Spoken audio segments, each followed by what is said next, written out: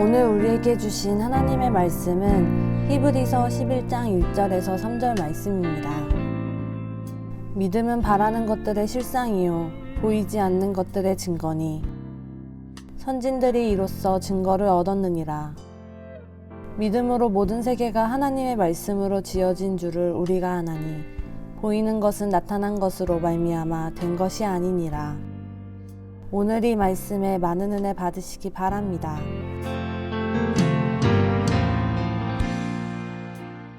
우리가 이 땅을 살아갈 때 믿음이 어떤 것이냐 하는 것을 우리가 늘 생각하면서 살아가게 됩니다. 특별히 이제 히브리서 11장은 이 땅을 믿음으로 살아가는 사람들을 우리가 그리스도인이라고 부르는데, 그리스도인에게 인생 가운데 제일 중요한 가치가 무엇인지를 잘 드러내는 그러한 우리가 믿음장이라고 불리우는 아주 귀한 성서의 증언인 것을 돌아보게 됩니다. 말하자면 히브리서 11장은 그리스도인이 이 땅 가운데 살아갈 때 가장 중요한 것은 믿음이라는 가치이고, 무엇보다 믿음이 주는 믿음의 능력이 무엇인지를 잘 체험하고 또 믿음의 능력으로 살아가는 삶이 돼야 우리가 이 땅 가운데 그리스도인으로서 살 수 있음을 아주 분명하게 강조하는 것을 보게 됩니다. 아주 평범한 보통의 사람에서 믿음 있는 사람으로 초청하는 것이 히브리서 11장의 주제인 것을 저희가 다시 한번 돌아보게 됩니다. 11장 1절, 2절, 3절을 보면 믿음이 어떤 능력을 그리스도인에게 주는지, 말하자면 선물처럼 어떤 능력을 구비한 사람이 되게 하는지를 히브리서 11장은 아주 분명하게 나누고 있죠. 믿음이 무엇인지를 히브리서를 따라서 성경대로 여러분들이 한번 정의해 보시고, 또 내가 그 믿음의 능력이 나의 삶에는, 나의 오늘의 삶에는, 매일의 삶에는 어떻게 실현되고 있는가 하는 점을 여러분들이 한번 묵상하시면 우리에게 모두에게 유익이 되리라 그렇게 생각합니다. 믿음에는 어떤 능력이 있느냐 이렇게 물어보면 히브리서 11장은 세 가지를 얘기하죠. 첫 번째, 믿음은 어떤 것이냐 하면 히브리서 11장 1절은 아주 분명하게 바라다라는 단어를 써서 믿음은 바라는 것들의 실상이라 이렇게 표현합니다. 여기서 실상이라고 표현한 것은 현대어 성경은 확신이다 이렇게 했는데요. 여기에 쓰인 헬라어 단어는 아래에서, 밑에서부터 어떤 것들을 지지해 주는 것입니다. 말하자면 받쳐주는 것입니다. 그러니까 믿음은 어떤 것인가 하면 인간은 어떤 것을 기대하고 소망하고 바라게 되는데, 인간이 기대하고 바라는 것들을 지탱해주고 지지해주고 받쳐주는 어떤 토대 혹은 근거가 될 수 있다 하는 것이 이 원어의 뜻입니다. 그래서 믿음은 성경에 있는 바라다라는 단어를 쓰면 우리가 바랄 수 없는 것을 바라보게 하는 것이다 라는 첫째 의미를 여러분들이 기억할 필요가 있습니다. 사람이 살아가다 보면 더 이상 바랄 수 없는 때가 있습니다. 그래서 믿음의 사람은 인생이 걸어가다가 이 길이 딱 끊어진 곳에 서서도 포기할 수밖에 없고 절망할 수밖에 없고 낙담할 수밖에 없을 때에도 하나님께 도움을 요청하고 하나님의 손을 붙잡고 또다시 좀 앞으로 나아가는 것이다, 다시 바라보는 것이다 하는 것이 이 구절을 우리가 설명할 때 일종의 단어의 뜻대로 우리가 설명할 수 있는 그런 것이다 하는 것을 보게 되죠. 첫 번째로 우리가 정리할 수 있는 것은 믿음은 바랄 수 없는 것을 바라게 합니다. 이렇게 먼저 성경을 정리하시면 좋을 것 같습니다.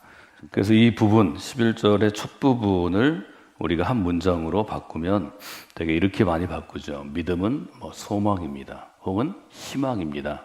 이런 말로 이제 바꿀 수 있다는 거죠. 단 이제 희망이라는 것을 우리가 좀 이해할 필요가 있습니다. 예를 들면 이제 모세의 부모를 우리가 예로 들면, 모세 같은 경우는 남자아이를 낳았지만 남자아이를 기르지 못하게 하는 일종의 이집트 왕의 명령으로 인해서 아이를 포기해야 되죠. 아이를 죽여야 되죠. 이것이 이제 말하자면 우리가 나가다가 길이 딱 끊어진 거죠. 하나님이 아이를 선물로 주셨으면 이 남자아이를 잘 길러서 아주 훌륭한 이스라엘 사람으로 만들어야 되는데 그렇게 할 수 없는 상황이죠. 다른 부모들은 아이를 빼앗기고 또 바로의 군대에 의해서 아이는 죽고 하는 일종의 영아 살해에 대한 사건이 여러 역사의 기록이 돼 있죠. 또 여러 차례 있었고요. 근데 모세의 부모는 일단 그 아이를 포기하지 않습니다. 이 아이를 좀 살렸으면 좋겠다 하는 생각을 하죠. 그리고 아이를 살릴 수 있도록 하나님께 도움을 요청합니다. 어떤 절망 상황에서도 하나님께 도움을 요청하면 하나님은 도움을 요청하는 사람들의 간절한 기도, 간구를 흘려 들으시지 아니하시고 도와주신다는 거죠. 그래서 이 모세의 부모에게 지혜를 주셔서 바로의 공주에게, 말하자면 이집트 사람에게 양자를 보내게 됩니다.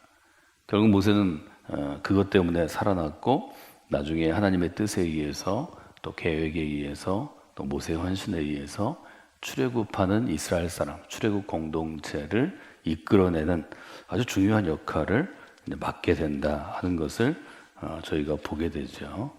그런 면에서 믿음은 지금 바랄 수 없는, 기대할 수 없는, 소망할 수 없는 것을 소망하게 하고 그 소망을 품고 좀 살아보게 하는 그런 좋은 영향과 능력이 있다 하는 것을 여러분이 일단 기억하시면 좋을 것 같습니다. 두 번째로 믿음의 의미에 대해서 뭐라고 설명하는가 하면 11장 1절의 하반절은 보이지 않는 것들의 증거이다 이렇게 표현합니다. 믿음은 보이지 않는 것들의 증거입니다. 앞에는 실상이라는 말을 썼고 두 번째는 증거라는 말을 썼죠. 이렇게 표현할 수 있겠죠. 믿음은 볼 수 없는 것을 보게 하는 것입니다. 앞에는 바랄 수 없는 것을 바란다면 이것은 볼 수 없는 것을 보게 한다는 거죠. 본다라는 단어 중에 비전이라는 단어가 있습니다. 이 비전은 사실은 안경에 쓰는 용어가 될 수 있죠.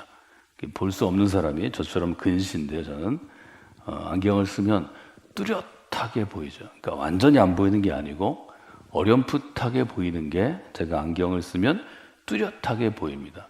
그래서 이 비전은 능력이라는 말로 풀면 보는 능력이죠. 볼 수 있는 능력이죠. 그러니까 보이지 않는 것이 제가 안경을 쓰면 보게 되는 거죠.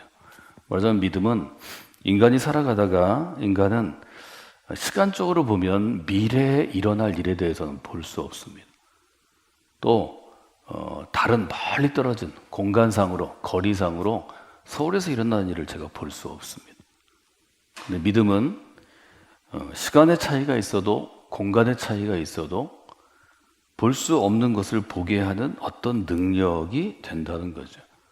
즉 믿음을 가지고 무엇인가를 보는 능력이 열리면, 보는 눈이 열리면, 그래서 우리가 비전이란 말을 미래에 대한 어떤 목표, 강력한 목적 의식 이런 것으로 한 20년 한국도 많이 쓰고 뭐 미국에서 많이 썼는데요. 원래의 능력은 그냥 보는 것입니다. 비전.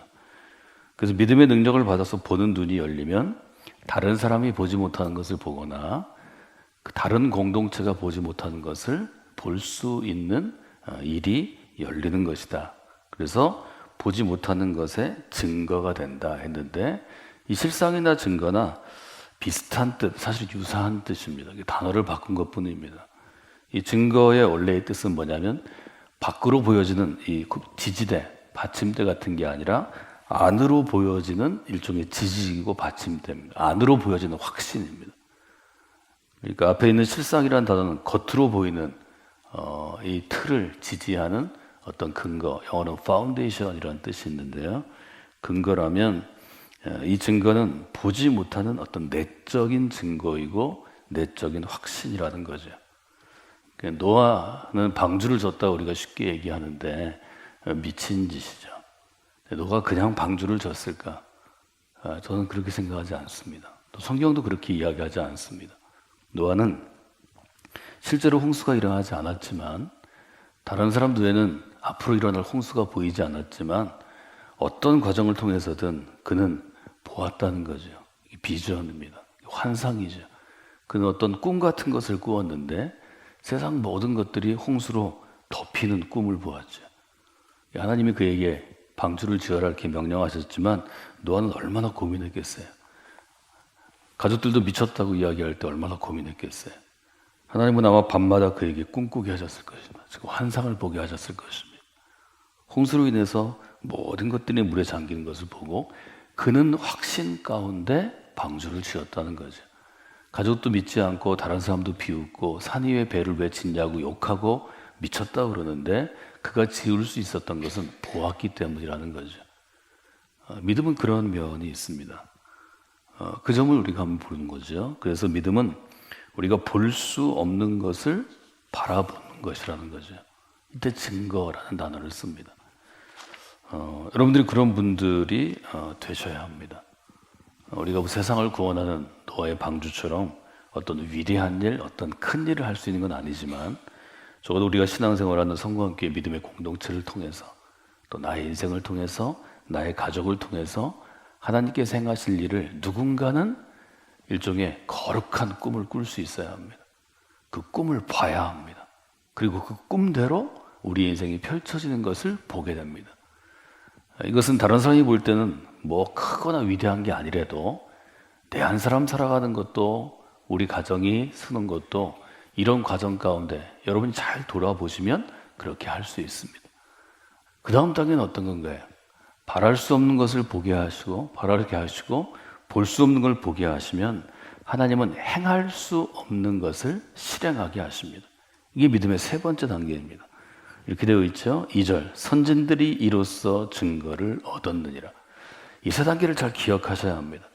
믿음은 처음에는 기대하고 바랄 수 없는 것들을 바라게 하십니다. 품게 하시고 꿈꾸게 하십니다. 하나님의 거룩한 꿈을 품은 사람에게는 볼 수 없는 것을 시간적으로나 공간적으로나 혹은 상황적으로 볼 수 없는 것을 보게 하십니다. 그 다음에 그것을 본 사람은 행할 수 없는 것을 실행하게 됩니다. 그래서 이 세 가지는 따로 떼어서 볼 수 있는 게 아닙니다. 믿음은 이 세 단계를 다 거치게 되어 있습니다.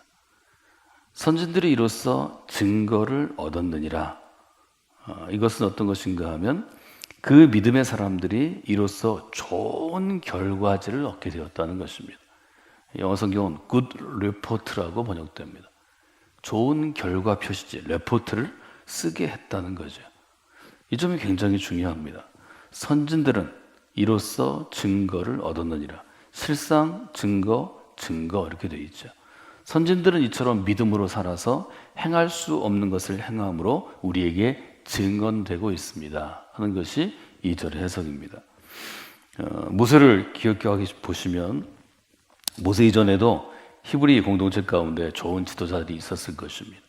사람들이 존경하고 하나님의 은혜로 이들을 잘 위로하고 돌보는 사람이 있었을 것입니다.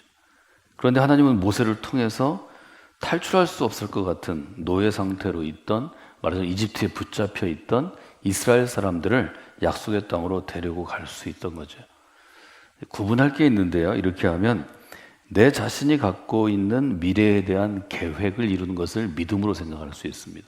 모세는 개인의 꿈을 이룬 게 아닙니다. 모세는 하기 싫었지만 할 수 없었지만 하나님이 모세에게 주신 어떤 뜻, 이 사람들을 약속의 땅으로 데려가라는 하나님의 뜻이 이루어지는 데 쓰임받게 됩니다. 모든 그리스도인들은 처음에는 개인이 마음으로 품고 있는 어떤 것 때문에 신앙생활을 시작하거나 동기를 받거나 도전받을 수 있습니다. 그러나 그 과정에 믿음이 생기면 하나님은 하나님의 꿈을 꾸게 하시고 하나님의 뜻을 알게 하시고 하나님의 계획을 실행하게 하십니다. 이것이 그리스도인의 인생 가운데 이루어지는 놀라운 하나님의 역사입니다. 여러분이 그 과정들을 밟아가는 분들이 되시면 좋겠습니다. 그래서 저는 믿음에 대해서 오늘 이렇게 정의해 보았습니다. 믿음은 절망의 벽을 넘어서 희망을 품고 앞으로 나아가는 것입니다. 이것은 1절로부터 3절을 제가 보고 제가 믿음에 대해서 한번 정의해 본 것입니다. 오늘 새벽 여러분은 어떤 믿음에 대해서 정의를 해야 되는지 한번 해보시면 좋겠습니다. 세 가지 말씀드렸습니다.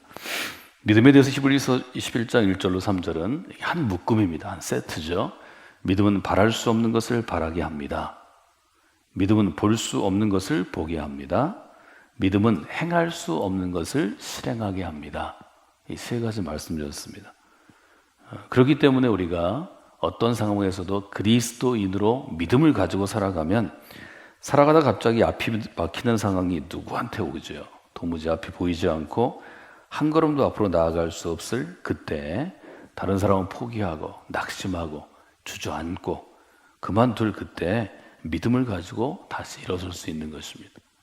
그래서 다시 한번 하나님의 은혜와 역사를 기대하고 바라고 또 하나님께서 내게 길을 보여주시기를 원하고 그리고 그 길을 따라 실제로 나아가는 것입니다. 그래서 믿음의 사람들은 좀 어렵고 힘든 상황에서도 다시 살아나는 기회를 얻게 됩니다. 이것이 믿음이 우리에게 주는 에너지라는 거죠. 영적인 에너지, 능력이라는 거죠.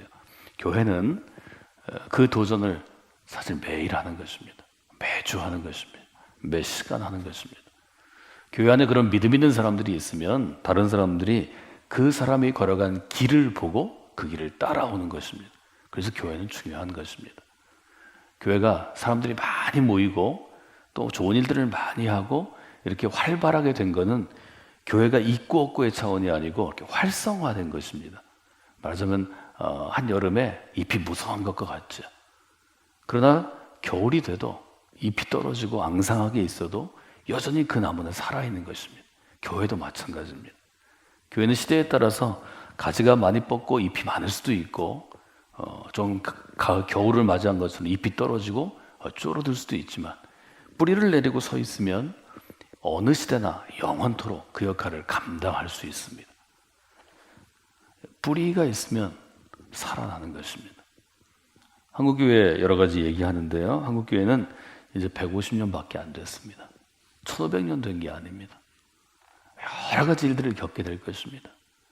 교회가 부흥을 경험할 때도 있고 어려울 때도 있고 문 닫을 때도 있고 여러 가지 일들을 경험하지만 믿음 있는 사람이 그 시대에 그 자리에 있으면 교회는 계속 세워지는 것입니다. 여러분 믿음을 가지셔야 합니다.